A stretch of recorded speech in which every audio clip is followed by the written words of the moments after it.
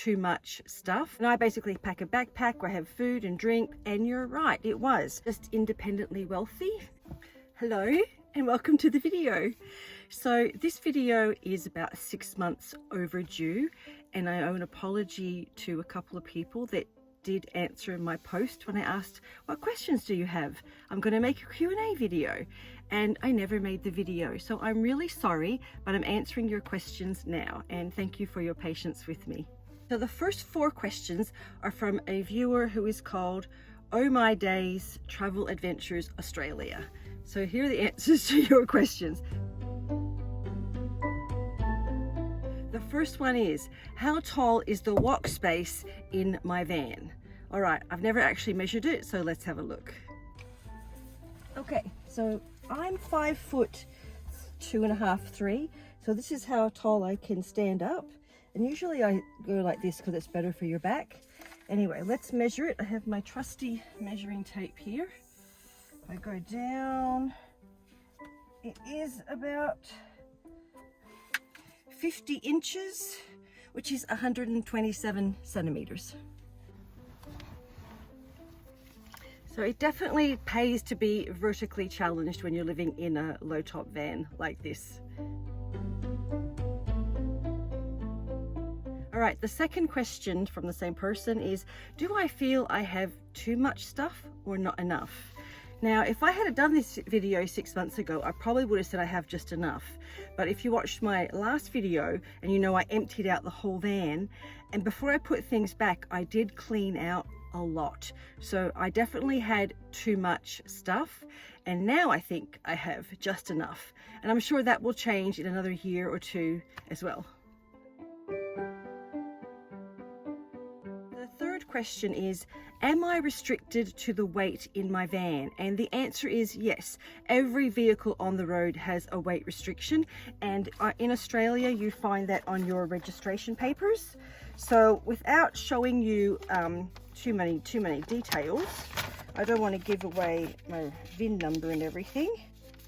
Not sure if this will show up,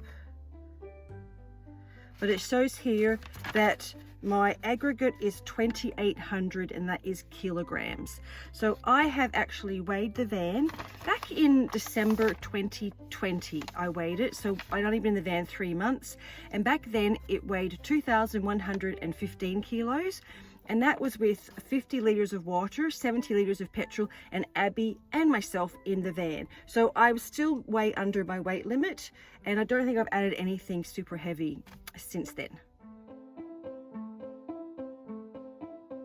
Fourth question that Oh My Days asked was, how do I keep warm? So I also did make a video in Tasmania about my coldest night in the van, and I'll put a link to that in the description below. So that went over how I keep warm, but the basic premise is I have insulation in the roof, the ceiling and the floor, and I have a lot of blankets and warm pajamas for Abby and myself. The next 2 questions are from a viewer called Isabel G. Again, thank you for your patience with me answering these. So this is a really good question. What happens when you get the van serviced? So I've been really lucky so far. I've had the van serviced a few times when I'm in Western Australia, and I've been able to stay with friends. Another 2 times I've been at a caravan park, and the service was really close. It was a country town, and I just drove the van into town, walked back to the caravan park and hung out there for the day, and then went back to get the van. And then when I was in Launceston, what I did there was I looked on Google Maps for a service station that had like a park or something nearby, and I do use My Car Auto Service, and the reason I started using them is because they are nationwide across Australia, so I can get them serviced at My Car all around Australia, and the warranty will hold up for whatever work I've had done in another state, and they can see the history of the vehicle. So I did look up, and there was a park or a grass area right next door to this one in Launceston, so I dropped the van off. I tell them specifically, I live in the van and I have the dog, and I will be waiting for the van. And in Launceston, they were so nice, and they did my van first thing, and I basically pack a backpack where I have food and drink, water for me and Abby, and yeah, I just go and sit in the park with Abby while I wait for the van. So they had it done. It only took about 2 hours. It was very relaxing, and yeah, that's what I do when I have to get the van serviced. next question, which is the 6th question from Isabel G, is how do I cook in the van? Now, I've had a lot of people ask me this question, Isabel. You're not the only one, and I have never really showed it. And I could do a video, people want me to do a video on what meals I eat in the van. And look, I'm a really simple eater, and I eat a bit strange compared to most people. But how I cook in the van is I keep the burner under the bed, I pull that out, it goes on top of the fridge, and then I set that up, and I have pots and pans and fry pans. I just put it on top of there, and I cook like that. It's really simple. I usually cook 1-pot meals, or I'll cook something in the fry pan. I eat a lot of salads. Yeah, I'm a pretty simple eater, but that is how I cook in the van. I always make sure I crack the door or the window as well if I'm cooking in the van and it's all closed up. So that's really important for the carbon monoxide. I think carbon monoxide. I think that's the poisoning that you get. So yeah, so that's what I do. Question number 7. I got asked this a lot when I did my crossing the Nullarbor videos, driving across Australia, is what map did I use when I crossed the Nullarbor? Because that was a very detailed map, and you're right, it was.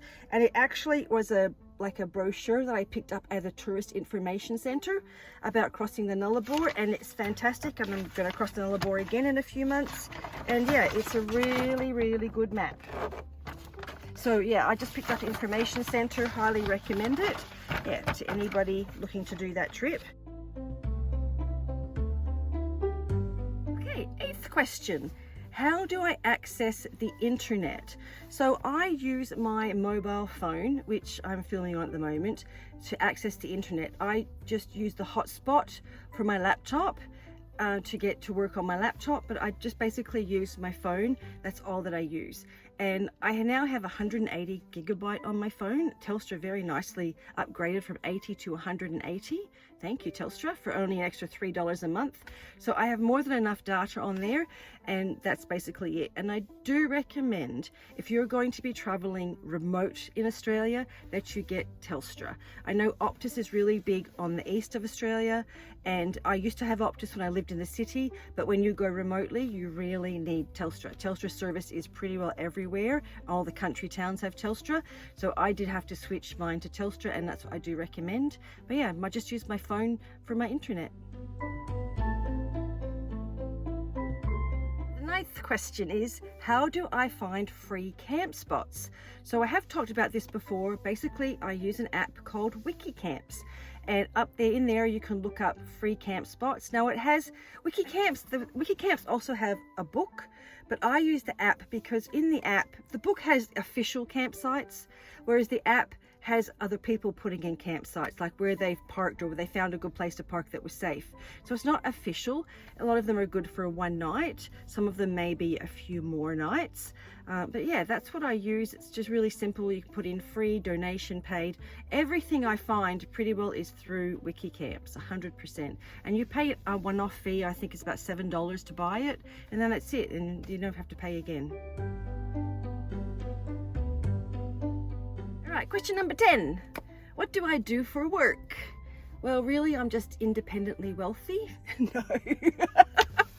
No, I'm not independently wealthy. I don't have a sugar daddy or anything. No, I do still work. So I'm a bookkeeper, which is very similar to an accountant. And I have been doing bookkeeping for almost 20 years and had my own business for 17 years. So basically, I just scaled my business right down to a small number of clients who have been with me pretty well for the whole 17 years. And they're like dear friends. So yeah, that's what I do now. So I do bookkeeping online, and that helps to fund my travels. Question number 11. Question number 11. How do I do laundry? Laundry is really easy. It's one of the easiest things you're going to do in the van. You've got 2 options. I go to a caravan park, or 3 options. I lie. Caravan park, I go to a laundromat, or I go to friends and family when I'm in Western Australia. If I rock up at your place, I'm probably going to do laundry. But yeah, that's the option. So what I really like to do, I did it everywhere except for Tasmania. Tasmania, I used a laundromat every time because I very rarely went to a caravan park in Tasmania. There's so much free camping, I never needed to go to a caravan park. The rest of the time I go to a caravan park, I'll maybe pay, I use cheap caravan parks, like $20 a night, and I'll power up, shower, and do laundry. They usually have coin operated washing machines, and I'll do laundry there. So that's how I do laundry. All right, the last question, I get asked this quite a bit, and I know I've inspired a few people to make videos, I believe. So people ask me, how do I make videos?